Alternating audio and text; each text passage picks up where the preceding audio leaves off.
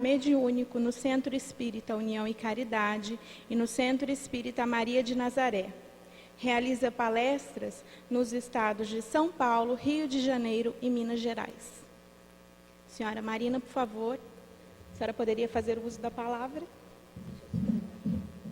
É uma alegria nós estarmos aqui. São tantos companheiros debaixo desse dilúvio que ameaçou chegar e que estão aqui para conversarmos sobre esse tema, paradigmas da saúde. Na verdade, todos nós temos interesse em conhecer um pouco mais sobre a saúde, sobre o que podemos entender como saúde. Como eu disse, é uma noite de reflexões. A intenção é termos uma ótica da saúde no momento atual da humanidade, a proposta da medicina e a proposta, claro, do espiritismo e das casas espíritas. Esse apanhado que nós queremos fazer aqui. Então vejamos os nossos textos para reflexão. A medicina do futuro requer mudança no paradigma vigente. Então nós temos uma medicina que vem vindo seguindo determinados modelos. O modelo atual precisa ser revisto. E é assim sempre na vida. Nós precisamos constantemente rever os nossos paradigmas nas nossas profissões, nos nossos grupos de estudo, em tudo, para que a gente sempre tenha condição de oferecer o melhor. E a medicina atual precisa fazer essa revisão, essa mudança nos modelos de atuação que ela tem.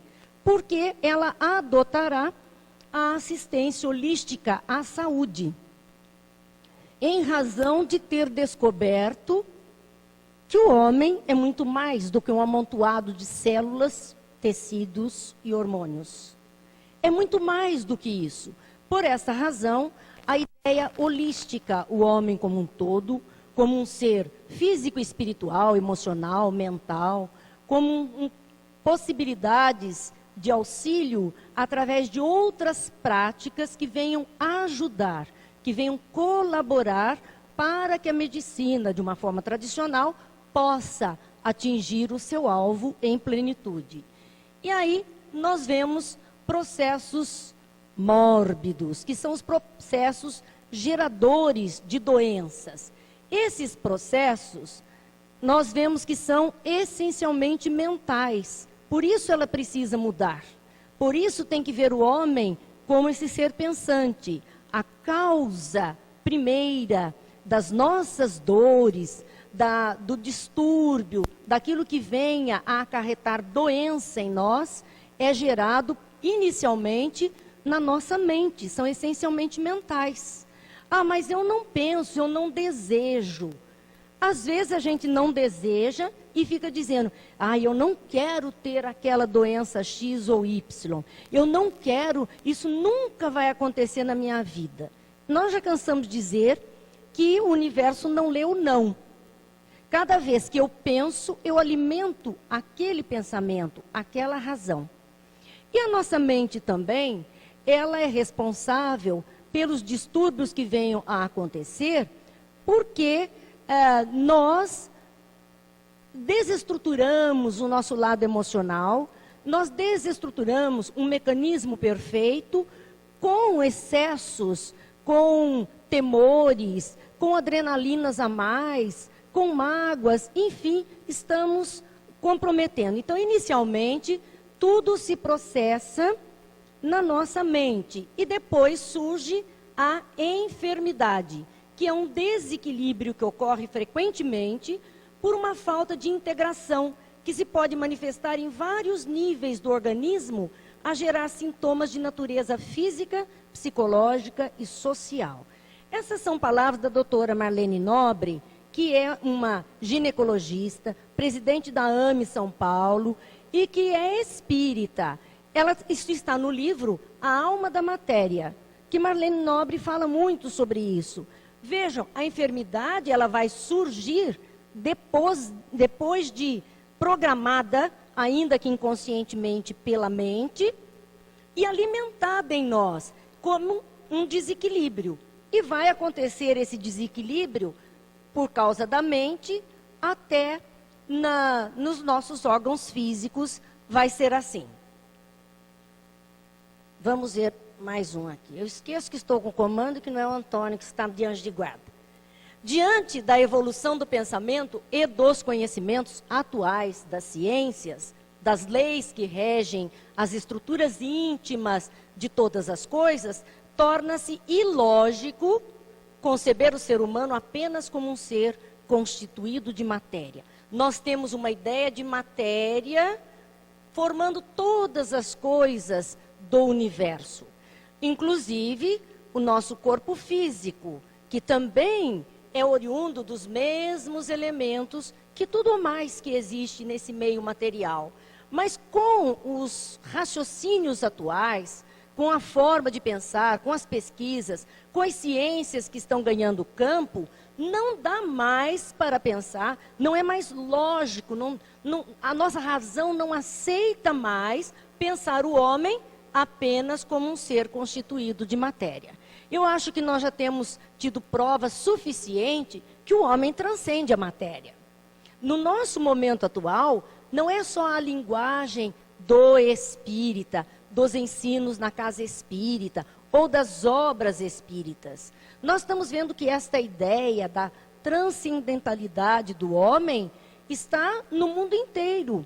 E por conta disso, nós vemos filmes, romances, pesquisas, trabalhos, enfim, comprovando a existência do homem além do corpo físico, além da matéria. Por conta disso, nós temos um raciocínio de Joseph Gleber, no livro Medicina da Alma, onde ele diz, apesar do cérebro ser comparado por muitos como um computador complexo, porque nos dias atuais é o que nós achamos mais fácil mesmo de comparar a sistemática do cérebro com a sistemática do computador. Então, muitos têm comparado a isso, ele tem necessidade de um agente. Da mesma forma que o computador precisa de alguém à frente dele para que ele funcione adequadamente. Esse agente deverá instruir o sistema nervoso a respeito de como ele deve agir e fazer. Este agente chamamos espírito ou alma. Então não pensemos apenas na máquina, na parte física, nas estruturas orgânicas. Não dá mais para pensar isto apenas. O cérebro do homem decide tudo, faz tudo.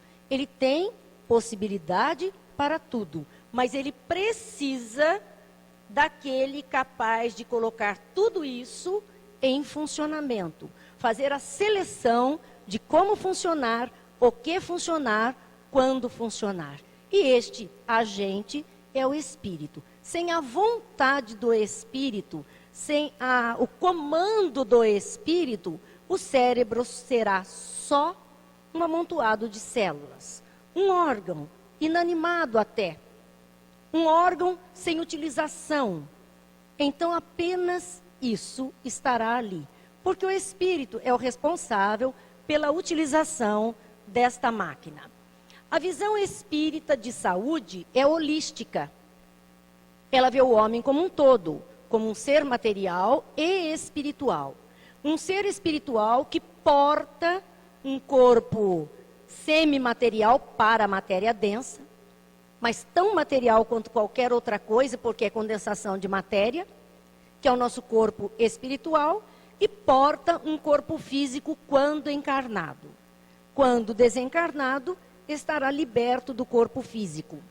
Então, este ser, e que não é uma ilha, que se relaciona com tudo e com todos. Por conta disso, esse homem sofre influência de tudo e de todos. E influencia a tudo e a todos. E como ele é um sistema complexo, ele tem que ser visto com uma condição também complexa. E a ideia holística desse homem, numa dimensão muito maior, é a visão do espiritismo.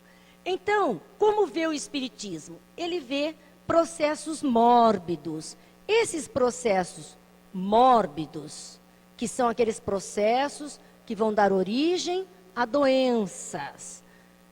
São essencialmente mentais, porém comandados pelo espírito. Porque a mente é a representação do espírito, o cérebro é o instrumento da mente. Então, um processo mental é o processo do espírito, comandando aquele seu querer, aquelas suas energias. E os fenômenos que acontecem na vida, junto do homem, sejam eles físicos, biológicos, sociais, culturais e espirituais, exercem influência sobre ele, que os metaboliza e integra a si mesmo. Então, todos os fenômenos que nos rodeiam, vejam bem, fenômenos físicos, de acontecimentos ou físicos do nosso corpo, físicos do ambiente material, fenômenos sociais, a crise do mundo, que é um fenômeno social no nosso momento, um fenômeno da economia do nosso momento, afeta tantas pessoas que já houve gente que suicidou-se por causa desse momento de aflição. Ele interioriza, ele metaboliza, digere aquilo e interioriza, integra ao seu ser o estado de aflição. Quando nós vemos esta insegurança, de violência no mundo, que todos estão sujeitos, se nós ficarmos alimentando muito esses quadros, nós vamos entrar naquilo que poderíamos chamar uma neura. Ninguém mais sai de casa, ninguém mais faz nada, é medo de tudo, é aflição para tudo. Só que nós vamos engolindo tudo isto, e isso vai explodir em nós em forma de doença, de desequilíbrio. Quando sempre o mundo teve dessas coisas, sempre estivemos sujeitos a intempéries, sempre estivemos sujeitos a uma série de coisas. Talvez haja até mais riscos agora. Será que a gente poderia dizer que há?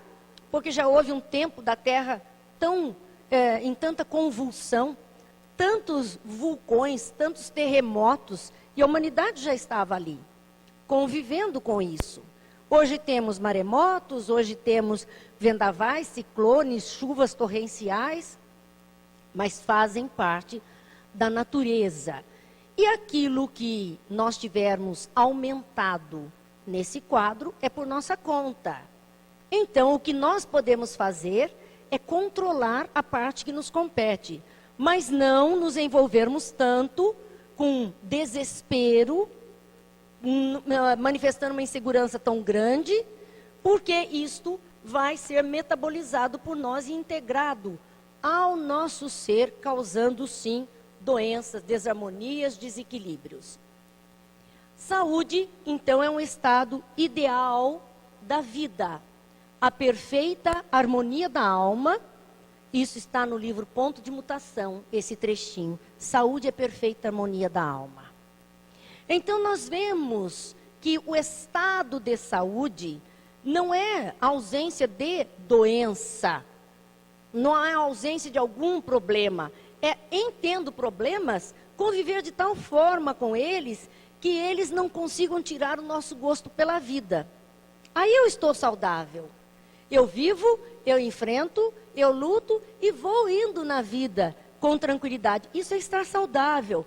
Por quê? É um estado, é o nosso estado ideal, é o nosso estado de equilíbrio, é o nosso estado de harmonia. A aquisição lenta e gradativa do ser, à medida que progride em conhecimento e amor.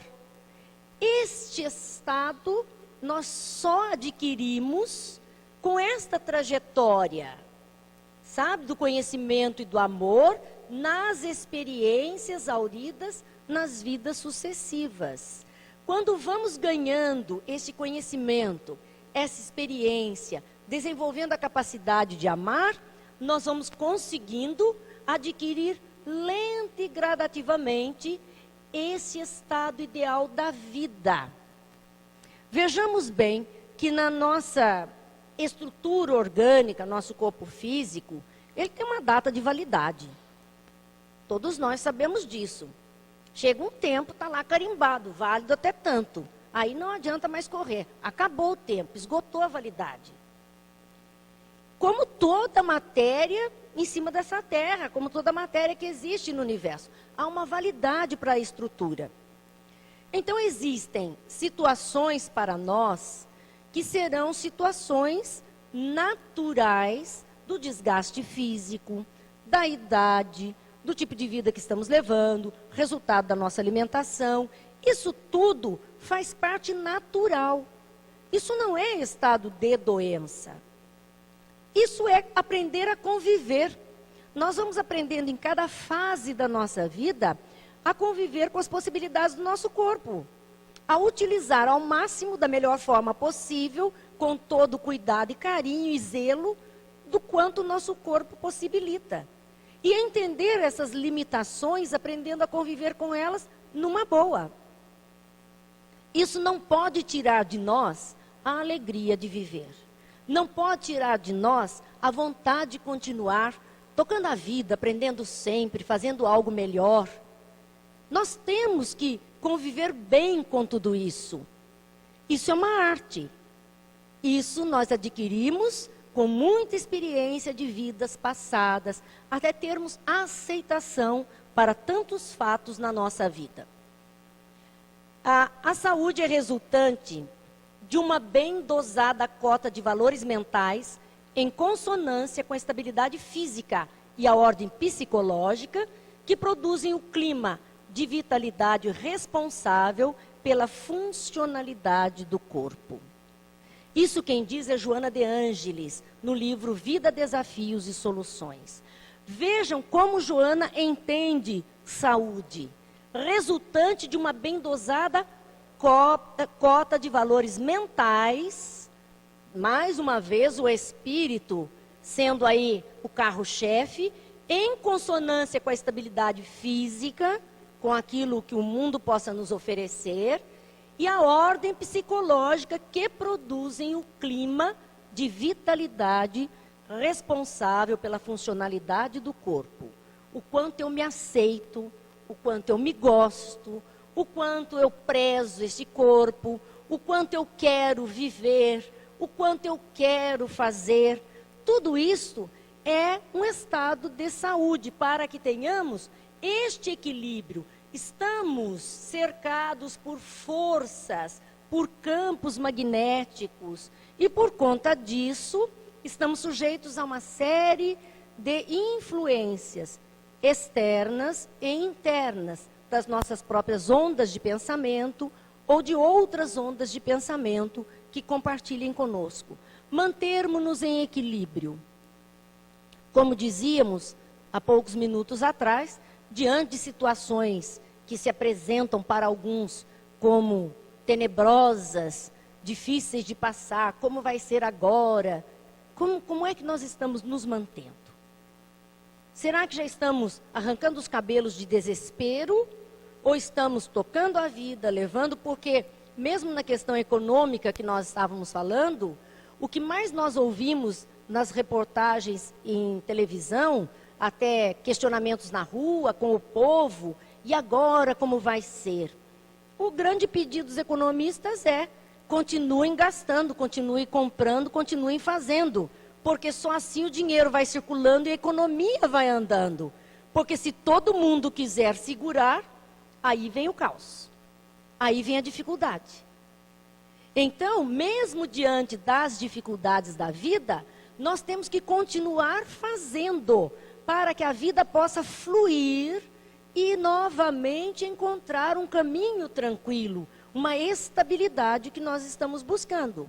Se quisermos parar na contramão desse fluxo ou represar esse fluxo, as consequências podem ser danosas para todos. Então temos que fluir, temos que continuar caminhando. E isso é uma pessoa saudável, é uma pessoa que olha, vê a realidade, toma ciência dela, sabe, coloca os seus próprios limites, mas não deixa de participar, não deixa de viver, não deixa de caminhar. Porque ela sabe que é importante, que ela é mais um elo dessa corrente que está indo em busca do equilíbrio para todos. A doença é a quebra desse equilíbrio, que nós chamávamos saúde. Equilíbrio da mente, do espírito, então, dos corpos físicos e espirituais, um equilíbrio psicológico, social. Enfim, disse que o homem é um ser biopsicossocial. Então, estamos aqui. Este equilíbrio, quando é quebrado, gera desarmonia, seja no corpo físico, já se manifestando, seja no psicossoma, que é o nosso corpo espiritual, que chamamos perispírito, seja mental, então na harmonia do pensamento, na categoria do pensamento do espírito, ou seja, espiritual, nos ajustes com outros espíritos ou no ajuste do próprio espírito diante da lei de Deus. Essas são palavras do Dr. Costardi, amigo nosso que muitos conheceram aqui, e que já está no plano espiritual. Com certeza nos ajudando ainda a refletir sobre tantas coisas que precisamos aprender. Então vemos aqui a questão, quando é que vai surgir a doença? O que é essa doença? Porque no próprio Evangelho segundo o Espiritismo, nós temos falas de que Jesus diz, eu não vim para os sãos, eu vim para os doentes, e que nós, os seguidores de Jesus, deveriam curar as doenças e as enfermidades. Ora, qual a diferença entre uma coisa e outra? Será que eu estou doente porque algo está em desequilíbrio, ou será que eu estou enfermo porque já assumi todo o desequilíbrio e aí está mais complicado um pouquinho? Então, doenças nós vamos esbarrar. Houve uma desarmonia, houve um desarranjo, saímos do alinhamento e por conta disso, as reações vieram no nosso corpo. A enfermidade e a dor têm acompanhado a vida humana desde a sua origem. E colocamos até a imagem desta criança desalentada por alguma coisa, pensando na vida, meditando, sofrendo. Ou a perda do brinquedo, ou algo que não saiu do seu agrado, ou porque é um espírito reencarnado, com uma reencarnação recente, trazendo saudades, tristezas na alma, ensimesmado consigo mesmo. Quantas vezes nós já vimos crianças com essa postura e você pergunta o que aconteceu? Nada. É o espírito que está naquele momento refletindo a sua existência, a sua vida. Vejam, a enfermidade e a dor têm acompanhado a vida humana desde a sua origem. São situações naturais da nossa caminhada evolutiva e não poderia ser diferente disso. E vamos ver por que a dor ou o sofrimento são naturais para nós. Por incrível que pareça, a gente não gosta, mas fazem parte. Porque elas vêm até nós como resultado natural do processo evolutivo. Vamos ver isso aqui do que trata. Trata da ascese da consciência. Cada vez que a consciência, ou seja, o espírito desperto em si mesmo, vai ascender, vai subir um degrau a mais de maturidade, ele vai ascender, isso é doloroso para ele. Porque ele tem que sair daquilo onde ele estava habituado, que nós chamamos hoje de zona de conforto, onde conhecemos tudo, sabemos tudo, já aprendemos a lidar com tudo e temos que dar um passo seguinte para algo que ainda não conhecemos, que ainda não dominamos e que vai cobrar de nós dificuldades neste caminho, persistência, boa vontade. É interessante que às vezes, no nosso meio, nas nossas conversações, a gente ouve assim as pessoas dizerem, a pessoa está passando por essa dificuldade, esta e esta e esta. Coitada, vamos ajudar e tal. Mais adiante, quando a pessoa já se livrou da dificuldade, a gente diz, nossa, fulano está tão bem, né? Está mais maduro, está mais firme, tem mais visão. Aí o outro assim, pois é, antes de acontecer tal fato, ela não era assim. Olha como ela mudou. E mudou para muito melhor. Cresceu. Mas crescimento dói. Dói fisicamente falando até. Cada mudança, quando passamos de infância, puberdade, adolescência, fase adulta e envelhecimento, nós temos dores físicas. Na questão do crescimento da infância para a puberdade, quantas pré-adolescentes precisam de cuidados médicos porque estão crescendo até rápido demais e tem muitas dores nos ossos. E é natural esse crescimento e ninguém pode impedir isso. E a dor é física e é real para ele. Do mesmo jeito que quando chegamos já na 4ª, 5ª idade, nós estamos encolhendo. E porque estamos encolhendo, as dores voltam. Aí é ai, ai e ai. É só ai. São dores naturais. Mas nós adquirimos nesta fase do ai, ai, ai, sabedoria. Nós adquirimos visão da vida. Nós sabemos valorizar outras tantas coisas. Então, essa maturidade, essa dor que existe até fisicamente, é necessária para a nossa ascensão. É necessária para que possamos dar o próximo passo, para sermos empurrados. Aqui nós lembramos muito daquela historiazinha da mariposa, borboleta, lembram-se? Que estava lá aquele casulo e começou a romper o casulo, e o homem ficou olhando admirado, aquele bichinho tentando abrir o casulo, abriu um pequeno buraquinho, colocou ali a carinha para fora, e numa dificuldade imensa de romper, de sair de dentro daquele casulo.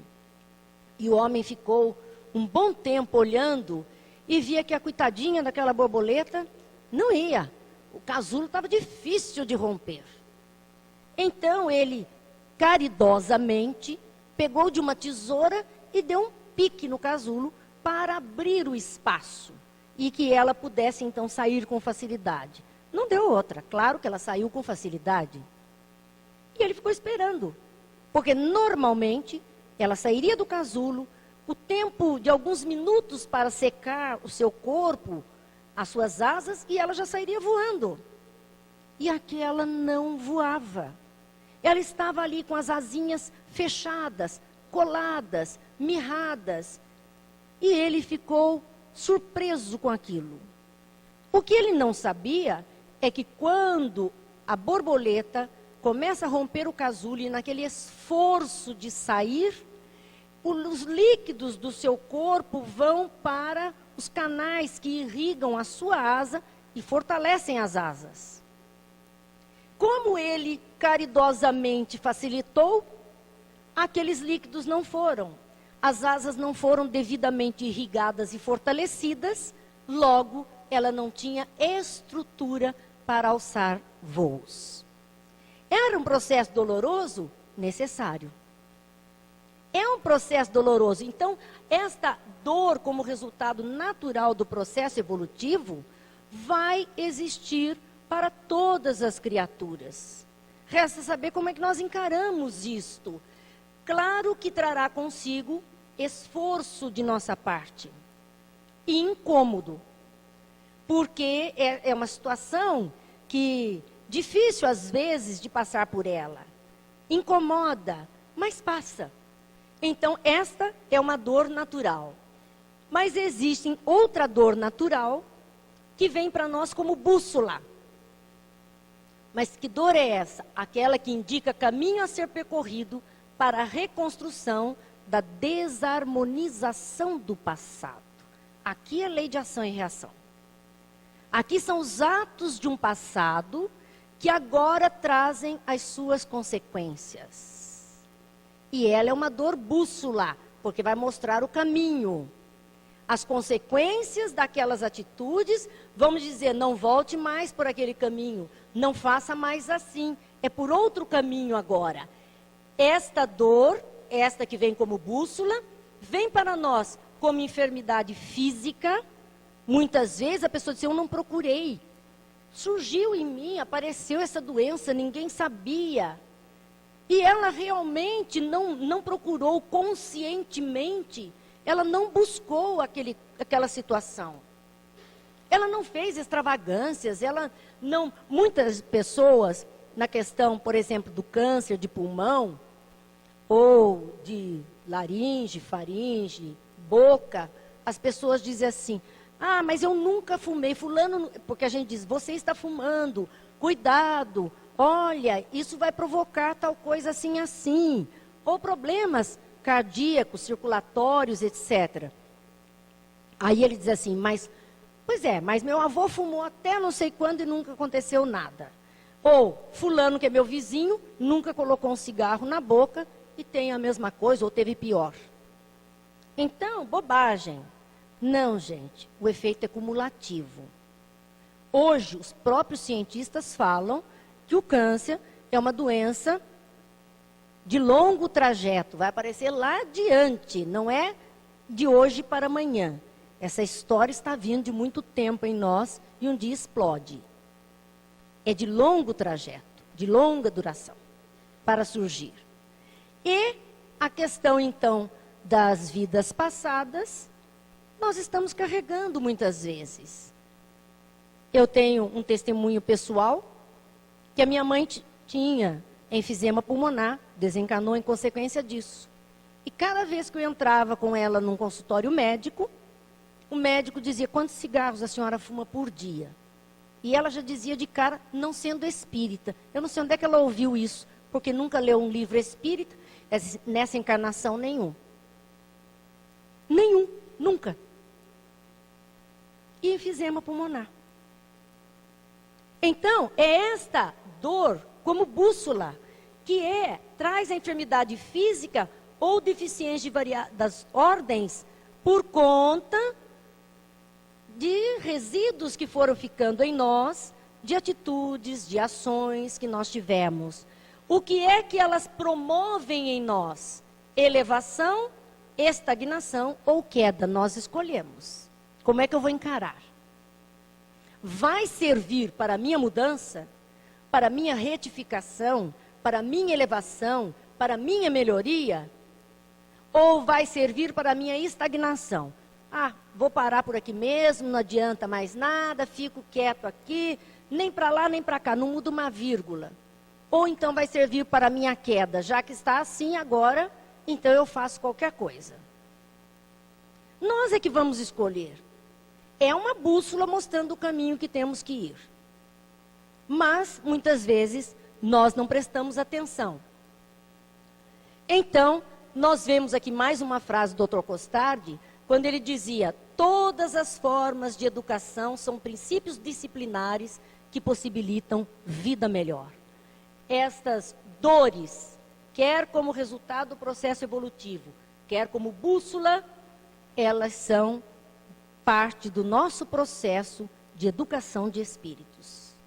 E isso vai implicar disciplina, vai implicar mudança de hábitos para uma vida melhor. Sempre para uma vida melhor. O processo educacional é este. Na hora dói, na hora é difícil, adaptação, mas é sempre para melhor, para o nosso crescimento. Jesus, aqui, quando no Evangelho segundo o Espiritismo, essa frase não é de Jesus, essa frase está lá no trecho que fala da paciência e é de um espírito amigo, abre o texto, diz lá, a dor é uma bênção que Deus envia a seus eleitos. Olha, eu confesso para vocês que tinha uma dificuldade enorme de aceitar isso, de entender isso. Como eu posso entender e como eu posso falar para uma pessoa que está passando por dores, sejam físicas ou morais, espirituais, enfim, dores, aflições. Mas você é abençoado, você é um eleito de Deus, ó. A dor é uma bênção que Deus envia aos seus eleitos. É isso, você já ganhou o reino do céu por conta disso. Ela quer saber de reino do céu nessa hora? Será que a gente tem toda essa confiança para dizer isso mesmo e aceitar isso? A gente só vai entender esta frase com aquela postura anterior, de dizer que a dor bússola, que nós podemos ter apontando caminhos, ou a dor natural do nosso princípio de evolução. Os eleitos de Deus são os seus filhos que estão aqui na terra. E esta dor abençoada, que são essas naturais, são para o nosso crescimento, para o nosso aperfeiçoamento, para a nossa melhoria. É interessante nós pensarmos que estamos todos aqui reencarnados. Será que cada um de nós se lembra que lá no mundo espiritual disseram, olha, está na hora de ir? Ou nós mesmos, puxa, já estou há muito tempo aqui, me deixa ir, eu quero reencarnar, eu preciso ir. E aí, será que a gente lembra que você olha, 9 meses presinho na escuridão. Depois vem uma dor lascada, para você poder enxergar a luz. Você quer, você vai, e a gente me manda assim mesmo porque eu quero ver a luz. Eu quero nascer de novo. Então a ideia a dor é uma bênção que Deus envia a seus eleitos, é destas dores naturais para os nossos processos evolutivos, de crescimento, de encontro da felicidade. Fala-se, nos meios científicos, de que num futuro, a humanidade terrena não terá mais como forma de reprodução esta que nós conhecemos e que implica num processo doloroso. Nós teremos outras formas de reprodução, que não precisem exatamente dessa experiência, que poderão ter outras experiências menos dolorosas, muito menos dolorosas. Chico Xavier, no livro Uma Janela para a Vida, ele diz lá, numa entrevista, Emmanuel, através de Chico, falando que chegaria um dia que, quem sabe, nós teríamos incubadoras, máquinas, para que os seres pudessem reencarnar. E aí a gente vai lá buscar o filho só. E traz para casa feliz da vida. Saidinho da máquina na hora. Prontinho. Criado no laboratório. Olha, não está faltando muito não. Porque bebê de proveta já veio. Porque testes existem em laboratórios, nós sabemos. De repente, nós não temos pintinhos de chocadeira? Quem sabe nós vamos ter seres humanos em incubadoras? Não sabemos. Esse futuro que vem sendo pesquisado, que já é visualizado, nós não sabemos. Mas sabemos que é possível. Por que não? Há esta possibilidade. A forma de reprodução que nós conhecemos é do nosso planeta. É do estágio que a humanidade tem agora. Não sabemos do futuro como será isso. Mas poderá ser um pouco diferente dessa história. Toda doença, como nós temos visto, é resultado da violação de uma lei. As leis de Deus são perfeitas. Para a matéria física, para o espírito, a lei de amor que rege a todos, são leis perfeitas. Quando violamos algumas dessas leis, nós vamos sair desse trilho, nós vamos sair desse caminho. E aí geramos desequilíbrio. Sempre que saímos do caminho da perfeição, entramos em desequilíbrio. Consequentemente, nós teremos aí, então, a doença. A pessoa deverá descobrir qual a violação causadora de moléstias, dores e agitações. Para ela voltar ao seu estado de equilíbrio, o que foi que ela fez? Onde ela errou? Gozado que em determinadas situações na vida, principalmente quando as coisas não dão certo como a gente queria, até nos relacionamentos afetivos, a primeira pergunta que a pessoa faz, onde foi que eu errei?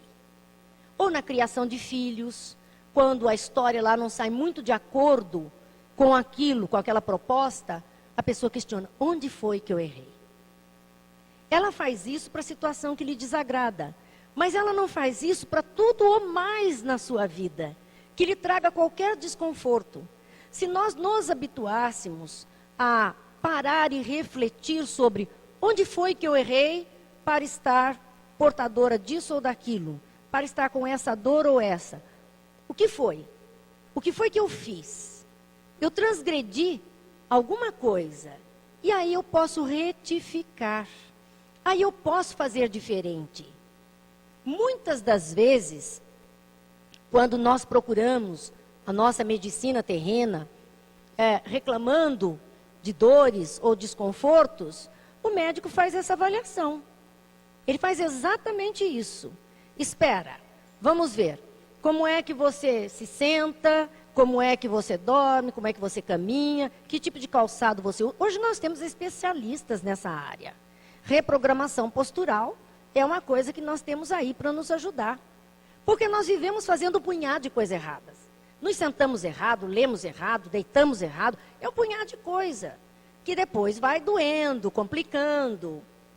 E aqueles terapeutas vão nos ajudar a encontrar o caminho certo e nos livrarmos dessas dores. Então, cada vez que nós transgredimos, vem como resultado uma dor, uma doença, uma aflição, um desajuste. Compete a nós descobrirmos, com auxílio de outras pessoas ou não, onde foi que eu transgredi, o que é que eu preciso fazer. Se suas emoções, sentimentos e pensamentos impregnam o seu próprio meio como a si mesmo, do reflexo de suas tendências e criações subjetivas, de vibrações cuja frequência e radiação se espalham em torno de si. Então, nós, seres espirituais que estamos aqui, encarnados ou desencarnados, porque continuamos pensando, continuamos tendo emoções, sentimentos e pensamentos, nós vamos impregnar com isso o nosso próprio meio, o ambiente. Assim como a nós mesmos. O nosso interior, o nosso corpo físico, ele vai atender a essas impregnações. E aí nós estamos fazendo uma irradiação em torno de nós, que se não estiver assim alinhadinha e bonitinha, nós estaremos cheios de conflitos, cheios de dores e dificuldades. Jesus, por isso, disse: conhecereis a verdade e ela vos libertará. E não é só verdade, porque usa-se muito esta frase de Jesus para falar dos conhecimentos espíritas, que nós temos recebido, graças a Deus. Mas a verdade não é só isso. A verdade é do mundo espiritual, do mundo concreto, material que nós vivemos. Nós temos que conhecer tudo isso. Na medida que vamos conhecendo as ciências, vamos nos libertando de uma série de dificuldades. Por conta disso, a ciência médica, a medicina, vem passando por mudanças. À medida que ela conhece a verdade, ela se liberta das questões anteriores que não interessam e passa a situações novas. Então surgiu primeiro essa medicina para nos ajudar, materialista e fisicalista.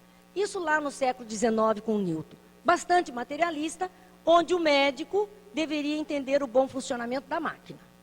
O corpo. De início, essa medicina surge assim.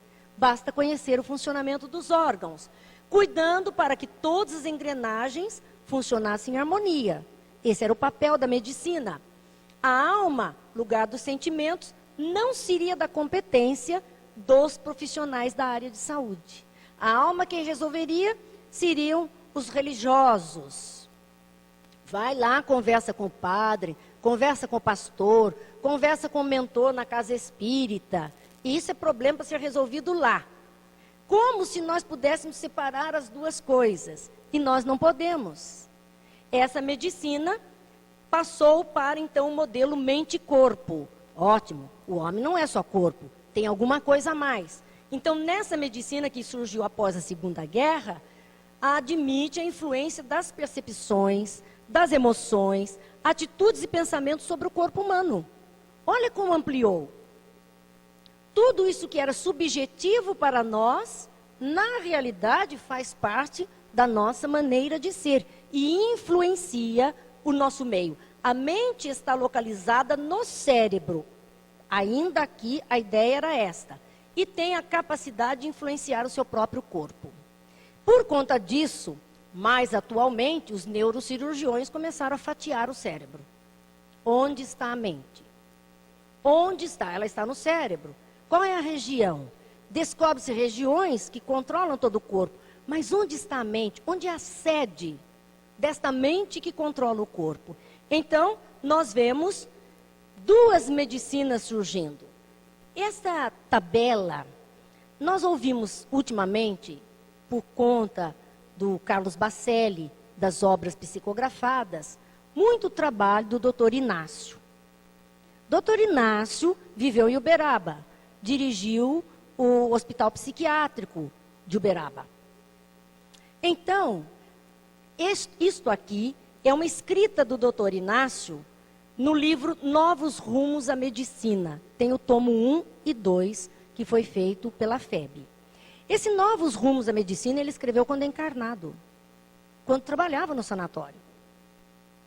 Então, não era ainda o Dr. Inácio que nós conhecemos hoje, nos enviando auxílio do mundo espiritual, mas é esse espírito guerreiro, perspicaz, observador, batalhador, que começou a olhar a medicina, até por trabalhar num sanatório de doentes mentais, ele tinha que ver uma outra medicina. Então ele diz que a medicina que cuida desse lado material, pensa só o corpo, ela é limitada pelo orgulho dos homens.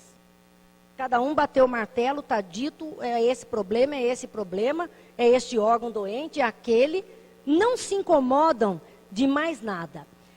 E limita o poder do ser superior, que é Deus, ao corpo, à matéria. Como se Deus tivesse criado só isso. Limitado à matéria. A existência seria princípio e fim da matéria, quer dizer, do corpo. A existência estaria limitada entre o nascer e o morrer, entre o berço e o túmulo. Nada mais do que isso.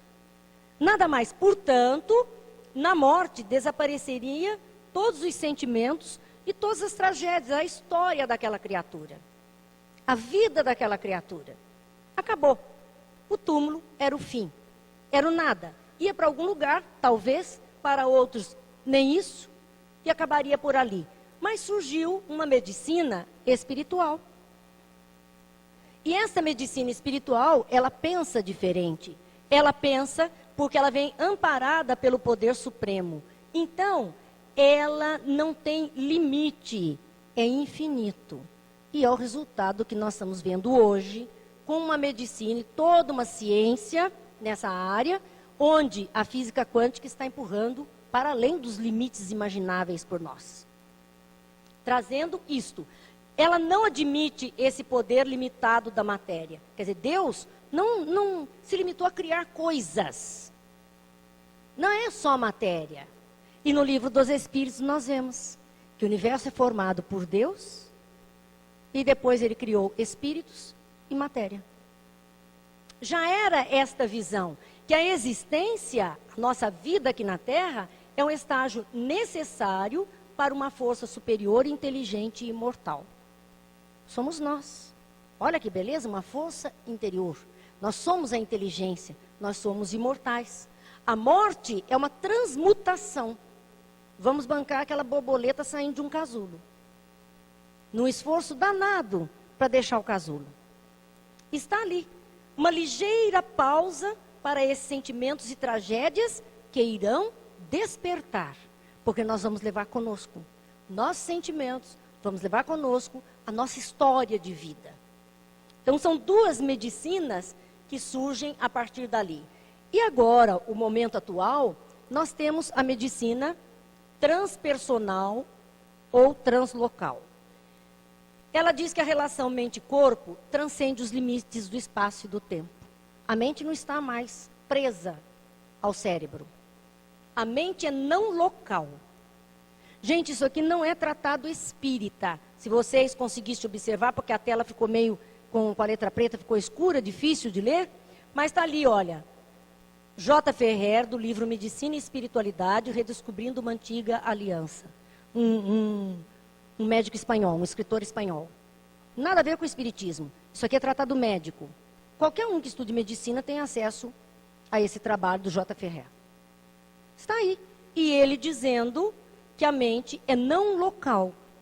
E aí nós vamos ver Amit Goswami, que é um nome da nossa atualidade, no seu livro O Universo Autoconsciente, quando ele diz a consciência está fora da matéria, sendo na verdade fonte criadora do mundo material. A consciência está fora da matéria. O espírito não está preso ao corpo físico, não está informado dentro dele. Até fica estranho a gente dizer isso, cada um de nós dizer isso. Mas não somos parte. Isso aqui é um revestimento que estamos usando por algum período de tempo apenas. Mas não somos isto. Já Hipócrates, veja que nós estamos lá para a Grécia Antiga, afirmava: tuas forças naturais, as que estão dentro de ti, serão as que curarão suas doenças. Cada um de nós pode curar as suas próprias doenças. Nós temos forças dentro de nós, porque somos as centelhas divinas, porque temos o DNA divino, porque Deus está em nós. Nós podemos usar essas forças, e são elas que vão nos curar, nos livrar das doenças. Porque o homem, o ser humano, é um ser em relação consigo mesmo, com seus semelhantes, com a natureza e com a divindade. Nós somos o homem do cosmo.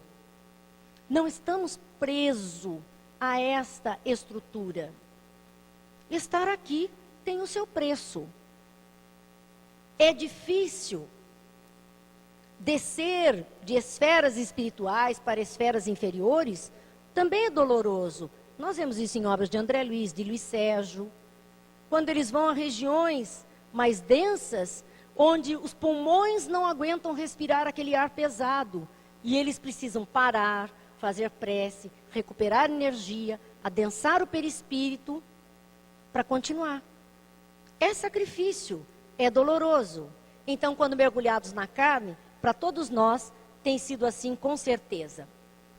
Hoje, com o progresso vertiginoso da ciência, igualmente o aumento maciço das doenças da alma, é imperioso que cursos de medicina e espiritualidade se multipliquem nas escolas médicas do mundo. Essa é a proposta desse final de século XX e início do século XXI. Que nas escolas de medicina fosse agregado ao currículo daqueles alunos uma matéria com o título de Medicina e Espiritualidade. Para que aquelas pessoas que estão ali aprendendo a cuidar dos corpos, vejam também os seus pacientes como almas que estão ali. Porque essa espiritualidade é natural no ser humano. Espiritualidade é transcendência. Nós transcendemos a matéria. É tão transcendência que aqui tem uma frase que as pessoas costumam dizer: Ele tomou sobre si as nossas enfermidades e joga para Jesus. Transfere para Ele. Eu transcendo as minhas dores para a espiritualidade. Aqui conosco é Bezerra de Menezes, é Sheila, Meimei, Eurípides, enfim, André Luiz, todo mundo que a gente possa pedir. Nós queremos passar as nossas enfermidades para que outros cuidem.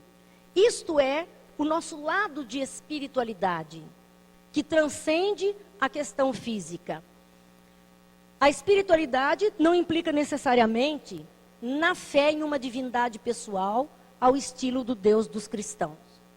Não implica nisso. Isso também é de um tratado médico. Por isso essa expressão que vocês estão vendo.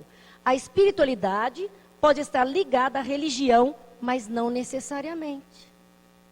Eu não preciso que toda a humanidade seja espírita para se espiritualizar. Eu não preciso que toda a humanidade seja dessa ou daquela religião para se espiritualizar. Eu posso ter lá no meio da selva aquela tribo de índios esquecidas do mundo, desconhecendo todas as coisas do mundo, que no entanto transcendem tudo que é material, são altamente espiritualistas quando reverenciam tudo que está na natureza. Quando se entregam às mãos daquele ser maior que comanda a natureza. Isso é espiritualidade, independente de religião. Espiritualidade é transcender. Nós podemos ter pessoas dentro de um contexto religioso e que, no entanto, não desenvolveram a sua espiritualidade, a sua sensibilidade maior. A espiritualidade, segundo Leonardo Boff, que está no na obra Espiritualidade, um caminho de transformação. Ele diz, é uma dimensão espiritual de cada ser humano e que se revela pela capacidade do diálogo para consigo mesmo e para com o próprio coração.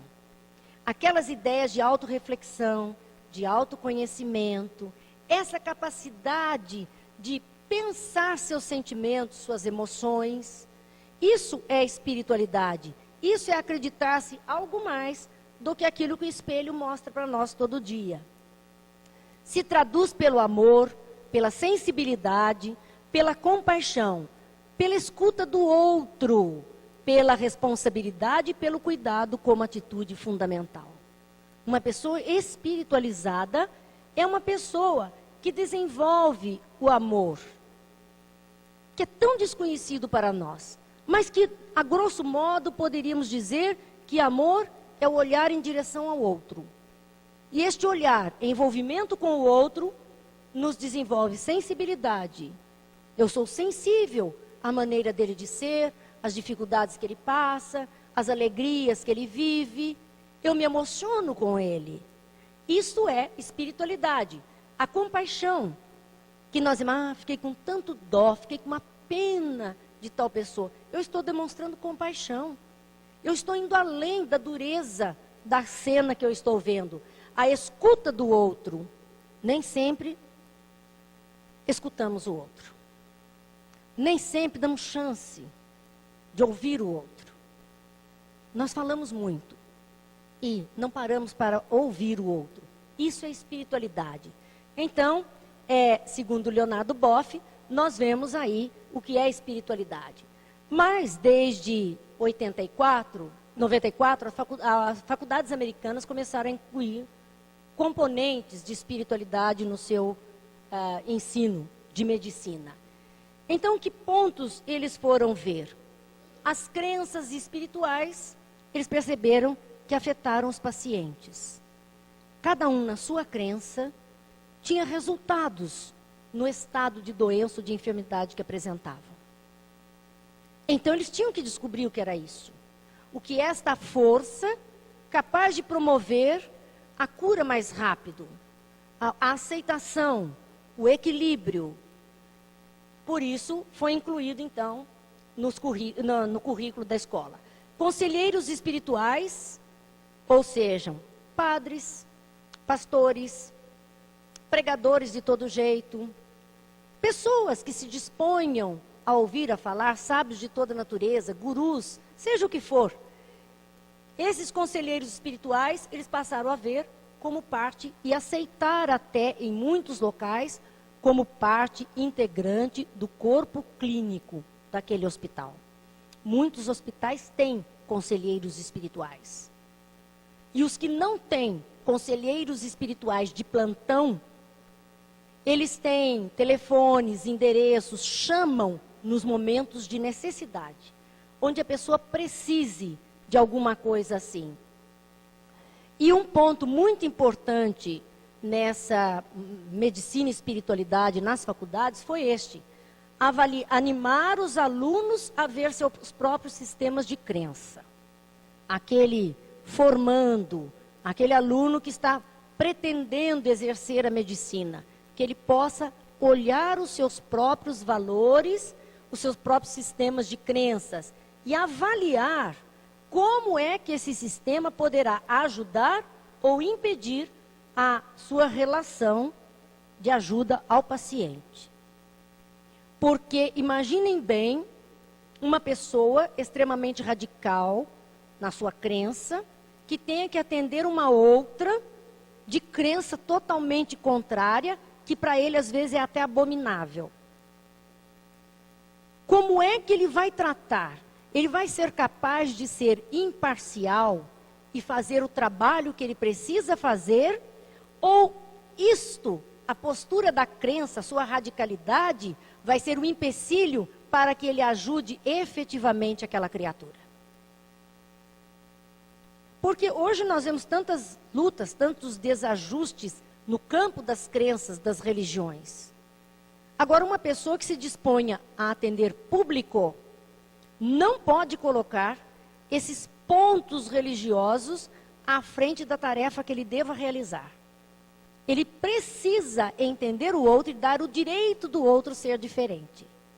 E usar da humanidade, da espiritualidade, e não dos contextos dogmáticos da sua religião, para cuidar daquele paciente. Há um problema sério, por exemplo, com relação a pessoas testemunhas de Jeová, que não aceitam receber transfusão de sangue. E que têm o direito, por lei, garantido de que isso não lhe será propiciado se ela não concordar. E é tão sério isso, se é sério para o paciente, muitos médicos ficam abismados, ficam bravos, o que fazer? Paciência, temos que achar outros caminhos. E é por isso que cientistas estão descobrindo um plasma sintético, para usar nessas ocasiões, respeitando a crença do outro.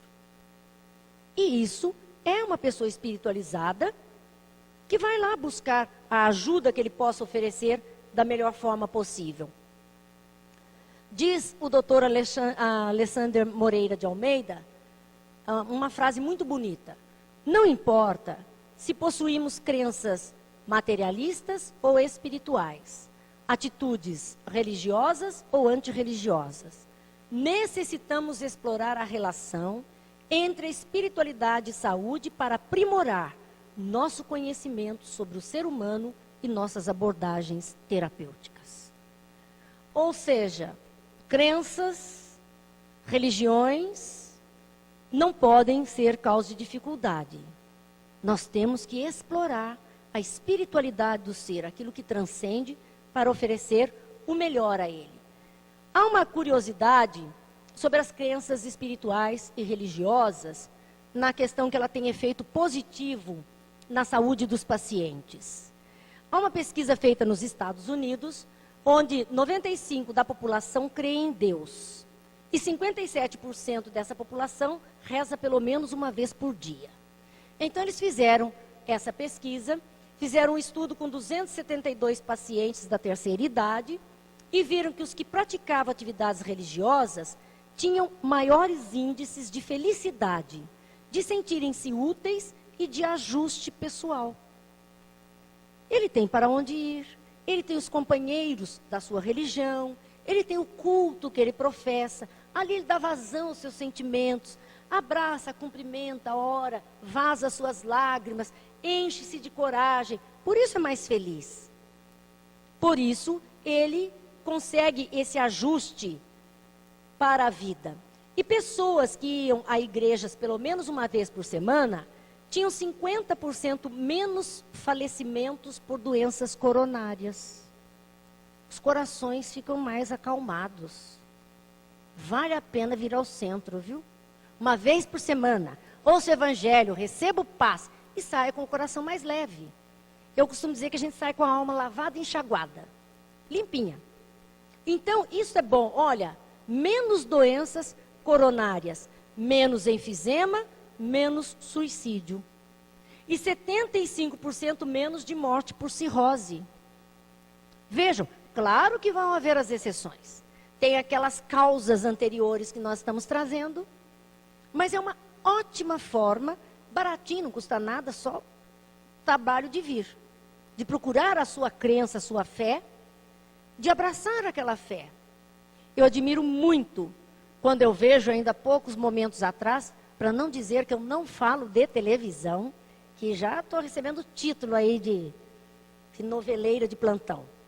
Mas, bom, há poucos minutos atrás, estava vendo um trechinho do programa do Raul, e hoje era uma cantora de música gospel, música de igreja, lá, protestante, e que estava recebendo homenagem. E com que emoção aqueles que estavam interpretando as músicas, homenageando-a, estavam ali. E ela, com que emoção, balbuciava as músicas junto com os cantores. Com que emoção. Se a gente pode sentir inveja, eu tenho inveja. Porque, infelizmente, na casa espírita, a gente não tem essa vivência. Que é emocionante da música, do cantor, cantar, do se irmanar, do louvar, do agradecer. Porque eram músicas de agradecimento, de louvor, de gratidão a Deus. Mas que põe a alma, desnuda a alma, vaza, faz a catarse. E aí a pessoa sai maravilhosa daquele culto. Ela sai leve. Então, nós temos que pensar isso, é a nossa espiritualidade, momentos de espiritualidade. E isso já vem sendo tratado por várias revistas. Nós temos aqui uma revista Isto É, onde a capa foi essa: Fé faz bem à saúde. Médicos e cientistas admitem que práticas espirituais ajudam a prevenir e enfrentar diversas doenças, como hipertensão, depressão e até câncer. Está ali, capa da revista. Os médicos devem ser, ao menos, sensíveis e respeitosos diante das crenças, sobretudo em situações de crise. Isto constitui um ingrediente indispensável para uma boa prática clínica. Ainda é o Ferrer falando. Ainda é um tratado de medicina. Recomendando essa atitude, especialmente nos momentos de crise. A pessoa precisa do apoio espiritual. E em 2005 saiu esse livro, A Religião do Cérebro. Porque, muito interessante, o Dr. Raul Marino Júnior, professor de neurocirurgia da Faculdade de Medicina da USP, que escreveu esse livro, ele fala: a vivência da espiritualidade ajuda o bom funcionamento do organismo. Quando nós vivemos esse contato com o outro, quando vivemos essa atitude de piedade, de caridade, de amor ao próximo, de ouvir o outro, de partilhar com o outro a nossa vida, o nosso organismo funciona melhor. As pessoas que têm fé se recuperam melhor de tratamento de doenças crônicas, por exemplo. A fé, ela potencializa os princípios ativos dos medicamentos. Quando nós temos fé, esses princípios ativos encontram um caminho mais rápido e resposta mais eficaz no nosso organismo. A neuroteologia, que é também uma ciência nova, veja, ela estuda o processamento das emoções relacionadas à religião e à espiritualidade no cérebro. Teo é Deus, né? E aí o neuro estaria por conta das estruturas neurais do cérebro. Então ele estuda o processamento das emoções. Encontradas no cérebro as áreas ativadas pela oração, pela meditação, quando entramos em contato com o divino. Hoje, mediante exames, tomografias, pode-se observar que no momento em que a pessoa ora, eleva o seu pensamento a Deus, busca essa espiritualidade, no seu cérebro acende-se, ilumina-se uma região, ativa-se uma região que hoje chamam de ponto Deus. Então, estruturas físicas entram em funcionamento por conta dessa expressão de fé. E é por isso que Jesus disse: eu não vim para os sãos, eles já estão funcionando direitinho, está tudo certinho no lugar. Eu vim para os doentes. A minha proposta, o meu caminho, os meus ensinamentos, os meus braços estão abertos para todos os doentes. Eles é que precisam transcender a materialidade, aproximar-se de mim, para conviver comigo numa vida diferente. Por isso Jesus teria dito tudo isso. Dr. Sérgio Felipe, que é bastante conhecido no meio espírita, ele é o diretor clínico do Instituto Pai Neumann em São Paulo, diretor da Associação Médica do Estado de São Paulo. Ele criou o curso Medicina e Espiritualidade, é um curso de pós-graduação hoje, na USP. Este curso começou o ano passado e continua todo esse ano ainda, com aulas aos sábados. Um curso com bastante pessoas interessadas, muitas pessoas, se entrarem na internet, digitarem lá no YouTube sobre espiritualidade, medicina e espiritualidade, vão achar aulas do Sérgio Felipe desse curso de pós-graduação. No vídeo, assistam, vejam o pensamento desse cientista tão jovem, tão novo e que vê tão longe, porque ele é um cientista. A Organização Mundial de Saúde, de Sérgio Felipe, preconiza que a espiritualidade está no contexto de qualidade de vida. Hoje, a Organização Mundial de Saúde entende que o homem tem esse lado de espiritualidade que precisa ser visto. A medicina precisa pesquisar mais profundamente aspectos semiológicos da espiritualidade. Ou seja, a medicina precisa encontrar aqueles métodos de buscar essa espiritualidade do homem. E assim, já estão preparando alunos. Diz ele, cuidar da espiritualidade otimiza a resposta terapêutica do paciente. Não é perda de tempo. Não é perda de tempo. É interessante, no hospital, muitos de nós que somos voluntários lá, nós sabemos disso, tem pessoas de todas as religiões. E a gente chega lá, aquele um tem uma santinha à sua cabeceira. Então a gente já tem uma conversa que envolve o pensamento dele numa oração àquela santa, que é da devoção, a gente está vendo ali. O outro, a gente vê uma Bíblia. Então a gente já tem o cuidado, você gostaria? Vamos ler um trechinho, fazer uma reflexão sobre a palavra de Deus que está aqui, e a pessoa fica tão feliz. Outros gostam de cantar hinos, e se a gente sabe algum, é melhor cantar com eles, porque eles vão melhorar, eles vão se animar. Às vezes o paciente não quer comer, não quer tomar medicação, está desanimado, e a gente vai conversando e falando das crenças e dos valores deles, não dos nossos, dos deles. E aí, quando a gente vê, ele está disposto já a fazer alimentação, está disposto a receber a medicação, não custa. Não pode imperar as nossas crenças. Nós temos que observar o outro e otimizar, então, a resposta terapêutica do paciente. Esta técnica, nós vimos aqui com a nossa companheira Ana Catarina Araújo Elias, que é doutora e psicóloga, que esteve trazendo, lembram-se já na Semana Espírita, aquela técnica chamada RIME, que são a projeção das imagens mentais, relaxamento e imagens mentais, para aqueles pacientes em estágio terminal. A espiritualidade pode ajudar a aliviar o sofrimento de quem está próximo da morte. Ana Catarina esteve aqui, fez técnica conosco, projetou uma série de coisas. E é tão sério o trabalho dela, que ele está publicado, esse método do RIME, está publicado no The Scientific World Journal. É um jornal de peso do meio científico. É uma tese séria. Está lá para que outras pessoas, outros médicos, psicólogos possam usar. O estudo dá força a uma tendência que, embora ainda muito polêmica, vem ganhando espaço no meio acadêmico na última década. Inclusão da espiritualidade nas pesquisas científicas da área de saúde. Porque ela está provando que aquelas pessoas de experiência de quase morte, que aparentemente morreram por algum tempo, continuaram ouvindo, continuaram vendo, continuaram sentindo, perceberam as coisas e voltaram contando o que viram, dentro e fora do hospital, muitas vezes.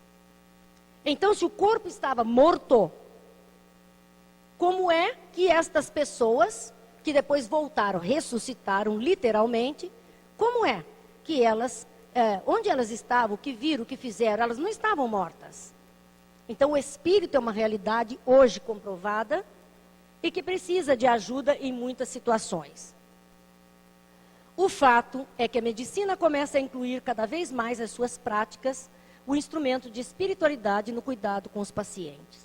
Não adianta, tem que ser assim para que as coisas transcorram melhor. Isso significa usar a favor do doente suas crenças em uma religião ou sua busca de aprimoramento espiritual por meio de outros caminhos que não os religiosos. Incentivar, envolver a pessoa em algo mais, que ela possa transcender a sua própria materialidade. Isso ajuda. Vocês viram que até aqui nós estamos falando muito do quadro de saúde, medicina, do nosso momento, da nossa prática. Desenvolver a capacidade de vislumbrar o que pode ser feito para se adaptar a uma nova realidade, independe da fé. Cada um de nós pode desenvolver a capacidade, mas, quando a fé existe, pode ajudar a enfrentar situações difíceis de maneira positiva. Vejam aqui um exemplo de um jovem corredor usando uma perna mecânica. Será fácil alguém passar por um acidente, perder um dos seus membros e conseguir se recuperar, conseguir vencer as limitações, voltar à atividade com tanta garra, com tanta vontade, com tanto otimismo? Precisa ter fé, precisa ter confiança, precisa ter vontade, precisa querer lutar, não desistir. O que é que a fé faz então conosco? A pessoa que usa a religião como um apoio para se fortalecer e procurar superar os obstáculos, terá um melhor resultado na resiliência. E isto é algo tão novo, gente, da revista Época, de dezembro de 2008. Deve estar nas bancas ainda. Uma reportagem com a Kátia Pacheco, do Hospital das Clínicas. É novo. Essa capacidade, esse resultado na resiliência. Resiliência é uma palavra que está sendo muito usada, usa-se nas empresas, mas podemos usar em qualquer situação de vida, que significa voltar ao equilíbrio. Saiu daquele equilíbrio, eles usam como exemplo uma vara dessa de salto. Salto em altura. A vara enverga, ela sai do seu padrão normal, e quando ela joga o atleta, rapidamente ela movimenta e daqui a pouco está no seu padrão normal. Isso é resiliência, capacidade de voltar ao estado anterior. Quando nós temos a fé, quando nós temos uma religião como apoio, nós vamos superar obstáculos e vamos ter um melhor resultado de resiliência, mais rápido, voltar a um equilíbrio na vida. Muito mais rápido. Por isso, para nós, é fundamental o contexto religioso, o território do sagrado. Sérgio Felipe propõe, neste curso de pós-graduação de Medicina e Espiritualidade que ele está fazendo na USP, um tratamento para ser aplicado nos hospitais. Um tratamento espiritual e que ele cita muito bem, é terapia complementar. E isto é para todos nós aqui na Casa Espírita. O tratamento espiritual, para aquele que venha portando um tratamento clínico, será uma terapia complementar.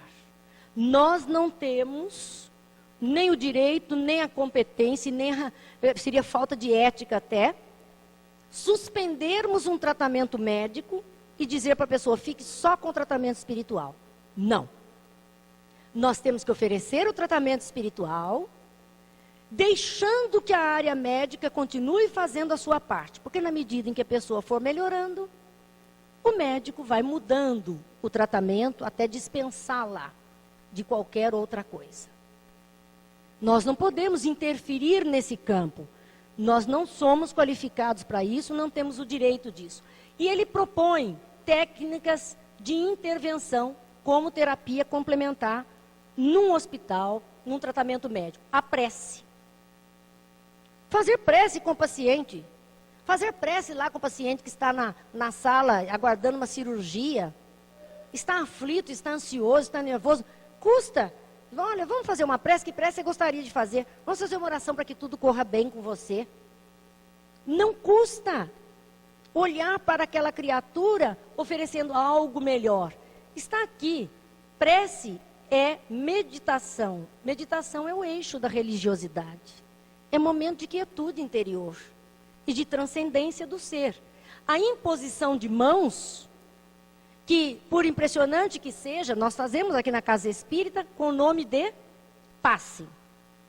Hospitais no mundo inteiro já fazem essa técnica com o nome de hands-on. Mãos que trabalham, mãos que acodem, mãos que ajudam. Trabalho das mãos. Então, esta prática e o passe, ele não pertence à doutrina espírita. Ele não pertence às práticas do movimento espírita, não é criação nossa. O passe pertence à homeopatia, que hoje é aceita dentro do contexto da Organização Mundial de Saúde, da área médica. Tranquilo. É transfusão de energia. Isso é com homeopatia. Nós é que colocamos na prática das nossas casas, por conta do magnetismo de Mesmer, que Kardec dominava muito bem, e por conta dos primeiros homeopatas que vieram para o Brasil, na época ainda da corte, e que tinham essa prática. Então, nós trouxemos para a casa espírita. Mas é uma prática para ser usada no contexto médico. A bênção, qualquer um pode abençoar. Uma boa palavra é uma bênção, um abraço é uma bênção, um aperto de mão é uma bênção. Basta querer bem. Isso intermedia uma energia boa para outra criatura. É uma bênção. Magnetizar a água, mesmo no hospital. Magnetizar a água, porque a água muda as suas estruturas moleculares, favorece a medicação e o metabolismo do paciente vai ser melhorado. E olha que interessante, ele coloca no hospital mediunismo, e ele faz. No Hospital das Clínicas, em São Paulo, ele faz. Existem hospitais, o Bezerra de Menezes, se não me engano, é Santo André, também tem essa prática. O Sanatório Espírita faz. Eles juntaram a prática do trabalho mediúnico para desobsessão, para perturbações, com grupos de médicos e enfermeiros. O próprio Carlos Bacelli participou muitos anos no sanatório, quando o doutor Inácio era o diretor do sanatório, do trabalho mediúnico, como médium, para ajudar nos processos de desobsessão.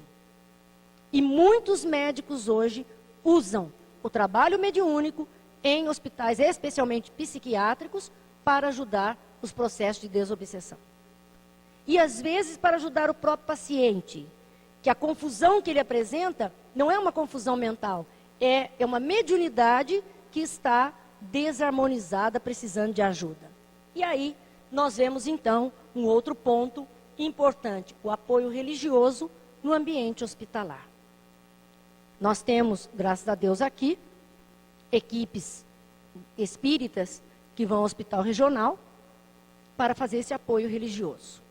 Temos padres, temos pastores que vão lá, e os espíritas vão para aplicar passes, para conversar, para energizar, para ajudar aquelas pessoas. Esse é um apoio religioso, aqueles que desejarem, evidentemente. Mas é o apoio que nós precisamos dar. Mas alerta o Sérgio Felipe sobre algo fundamental. Nenhum elemento da fenomenologia religiosa substitui a essência que é a transformação da personalidade de forma construtiva e positiva. Nada do que a gente possa fazer, e serve para as nossas casas espíritas, nada do que a gente possa oferecer terá efeito se não mudar a pessoa. E essa é a proposta de aperfeiçoamento. O aperfeiçoamento permanente da Constituição é mais importante do que imediato alívio das condições mórbidas. Então, o aperfeiçoamento, o trabalho, a melhoria, mas exige para isso aumento de força moral das energias serenas que pertencem à alma e às regiões superiores do cérebro e do corpo. O curador, ou o médium, ou o passista, ou o conversador, ou o guru, ou o padre, ou o pastor, seja lá quem for, tem que ter o propósito de deixar o paciente com uma energia exaltada em sua natureza mais elevada. Calmo, tranquilo, com a sintonia fina, a energia melhorada, que o faria tender para uma vida melhor e mais sadia. Por isso Jesus disse, a tua fé te curou. Mas ele recomendou, vai e não peques mais. A tua fé te curou porque ela movimentou uma série de energias para realizar a cura. Vai e não peque mais, e não volte a fazer as mesmas coisas de antes. Transforme-se. Mude. Se não, vem tomar passe na quinta, no sábado está aqui de novo, na próxima quinta, no próximo sábado. Sai bem e já chega ruim na outra semana. Sai bem e chega ruim. Mas o que você fez? Nada. Continuei fazendo as coisas de sempre. Então o erro está nas coisas de sempre. É aí que vai ter que mudar. Transformar-se. Porque não adianta. É só paliativo. Vai ter uma durabilidade efêmera. A transformação é não peques mais, não se engane mais. Faça bem feito. E o movimento espírita tem que estar atento com tudo isso.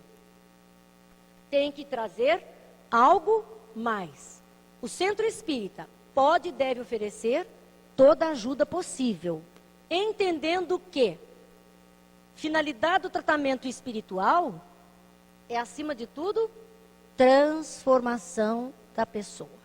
Não é curar, não é cirurgia espiritual, não é passar o bisturi, não é pôr algodãozinho. Tudo isso funciona, tudo isso até pode ser feito, mas não é o ponto principal da casa espírita. Aqui é um educandário de espíritos. A doutrina espírita é educadora de almas.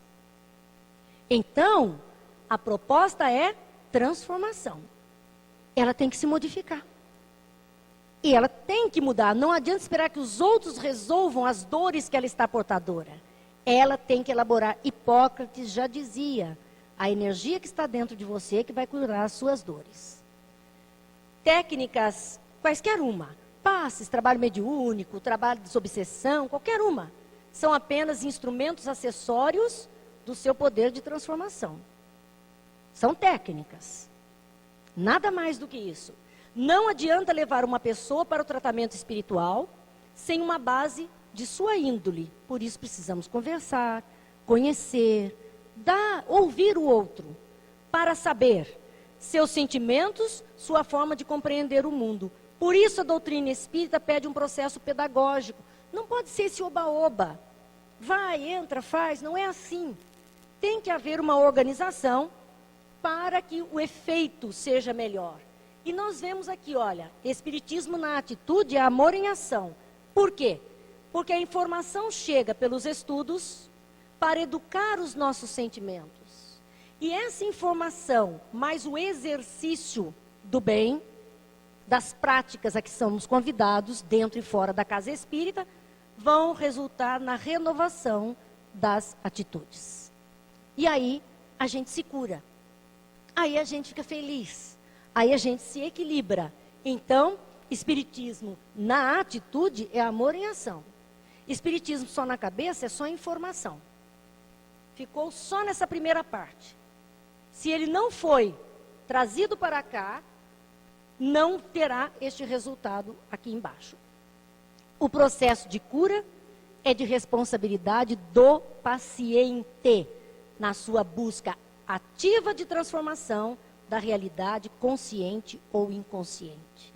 Por isso que Jesus dizia: o que você quer que eu faça? Cura-me, Senhor. Tá bom, curei. Agora você vai e não peca mais. Porque a cura, em definitivo, erradicar o mal, é o trabalho de cada um de nós. Depende do paciente. Não tem centro mais forte ou mais fraco, não tem médio melhor ou pior, não existe. A cura depende do paciente. Então, já que depende de nós, e o Espiritismo é um convite para nossas mudanças, está aqui sugestão. Humanize-se, envolva-se, auxilie, ore, trabalhe, perdoe, ame. Quer curar? Quer ficar bom? Quer ser feliz? Está aqui o caminho.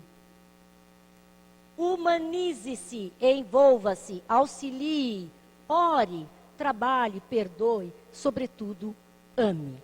Então, há uma mensagem que encerra a nossa conversa desta noite.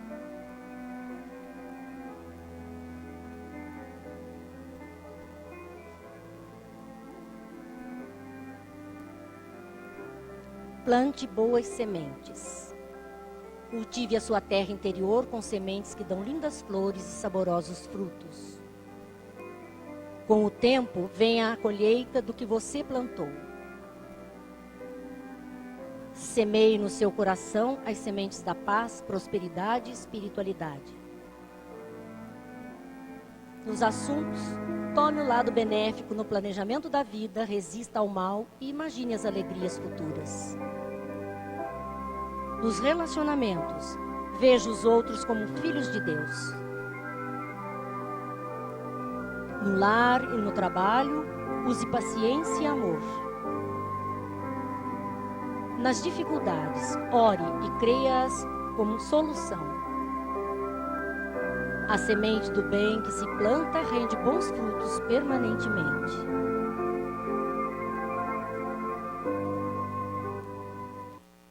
Seja feliz.